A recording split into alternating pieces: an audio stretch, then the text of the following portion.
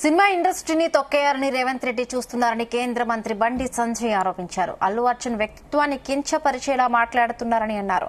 Assembly వేదికగా ఇండస్ట్రీని దారుణంగా దెబ్బతీశారని సంజయ్ అన్నారు.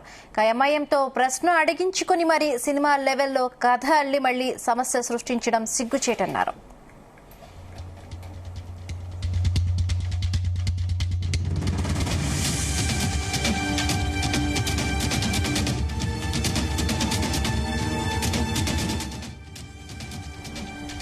అల్లు అర్జున్ కావాలనే ఆ ఘటనకు బాధ్యులయ్యారా అని బండి సంజయ్ ప్రశ్నించారు. జరిగిన సంఘటన దురదృష్టకరమని అందరూ ప్రకటించారని, కేసులు కూడా నమోదైన తరువాత ఇన్ని మాటలు అవసరమా అని ఆయన ప్రశ్నించారు. సంధ్యా థియేటర్ ఘటనలో తప్పు ఎవరిది, అన్ని న్యాయస్థానాలు తేలుస్తాయని అన్నారు. గురుకులాల్లో జరిగిన మరణాలకు ఎవరు బాధ్యులు అని ఆయన ప్రశ్నించారు. మీకొక న్యాయం, మరొకరికి ఇంకొక న్యాయమా అని బండి సంజయ్ రేవంత్ రెడ్డిని ప్రశ్నించారు.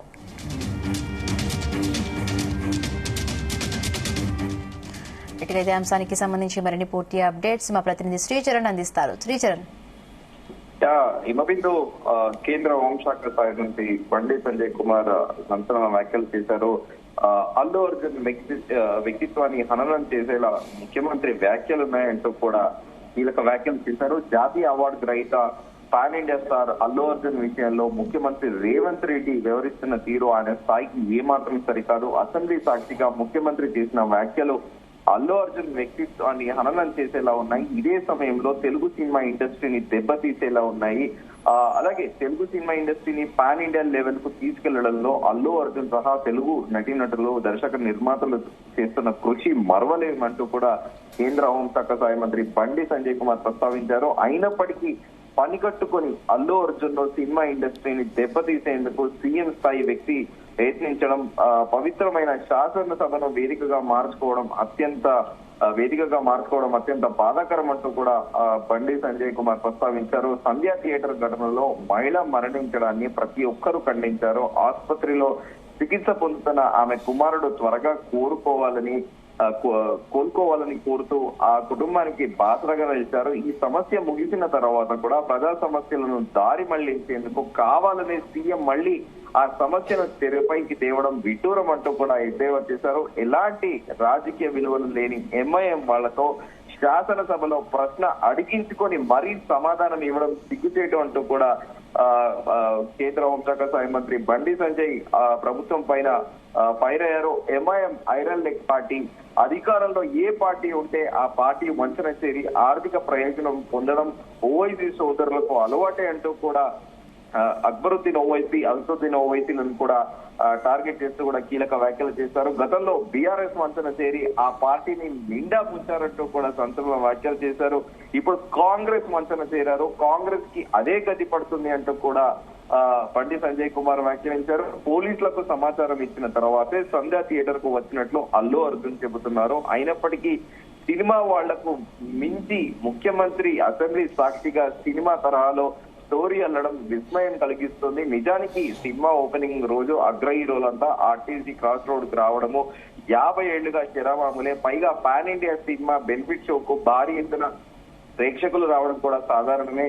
ఈ విషయం తెలిసి కూడా ముందస్తు రక్షణ ఏర్పాట్లు చేయకపోవడం ముమ్మాటికి ప్రభుత్వ వైఫల్యమే అంటూ కూడా ఆయన వ్యాఖ్యానించారు. కాంగ్రెస్ ప్రభుత్వ నిర్లక్ష్యానికి అమాయక మహిళ బలై ఆమె కుమారుడు చావు బతుకుల మధ్య కొట్టుమిట్టాడుతుంటే ఆ తప్పును ఇతరులపై నెట్టడం సిగ్గుచేటు అంటూ కూడా కీలక వ్యాఖ్యలు చేశారు బండి సంజయ్ కుమార్. పగబట్టినట్లుగా అల్లు అర్జున్ అరెస్ట్ చేయడంతో పాటు హైకోర్టు బెయిల్ ఇచ్చిన ఒక రాత్రంతా జైల్లోనే ఉంచడం కాంగ్రెస్ ప్రభుత్వ కక్ష సాధింపు చర్యలకు నిదర్శనం అంటూ కూడా ఆయన ప్రస్తావించారు. తన ప్రమేయం లేకపోయినా అల్లు అర్జున్ అరెస్ట్ చేయించిన ముఖ్యమంత్రి రేవంత్ రెడ్డికి సూటి ప్రశ్న వేస్తున్నాం. మీ ఆధ్వర్యంలో నడిచే ప్రభుత్వం గురుకులాల్లో విషాహారం తింటూ విద్యార్థులు చనిపోతుంటే మీరెందుకు బాధ్యత వహించడం లేదంటూ కూడా ప్రశ్నించారు. అలాగే మీ ప్రభుత్వ నిర్లక్ష్యం వలన సంక్షేమ హాస్టల్లో పురుగులు అన్నం తిని పాము కాటుకు గురై నిత్యం విద్యార్థులు ఆసుపత్రుల పాలై చనిపోతుంటే మీకు బాధ్యులైన వారిపై ఎందుకు కేసులు పెట్టడం లేదు?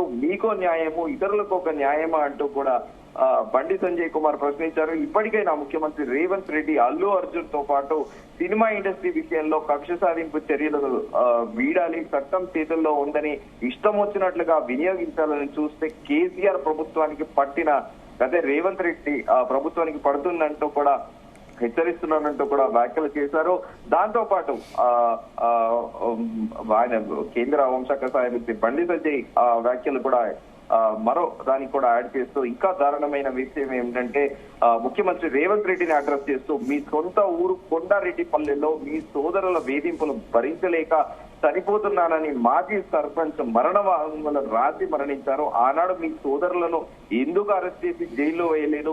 మీకు మీ కుటుంబానికి ఒక న్యాయం, ఇతరులకు మరో న్యాయమా అంటూ కూడా సంచలన వ్యాఖ్యలు చేశారు. అయితే ఎంఐఎం పార్టీని కూడా పైన ఆయన సంచలన వ్యాఖ్యలు చేశారు. ఎంఐఎం తో కలిసి పక్క ప్రణాళిక ప్రకారం పవిత్రమైన అసెంబ్లీ వేదికగా కాంగ్రెస్ ప్రభుత్వం సినిమా ఇండస్ట్రీని దెబ్బతీసే కుట్ర చేస్తోంది.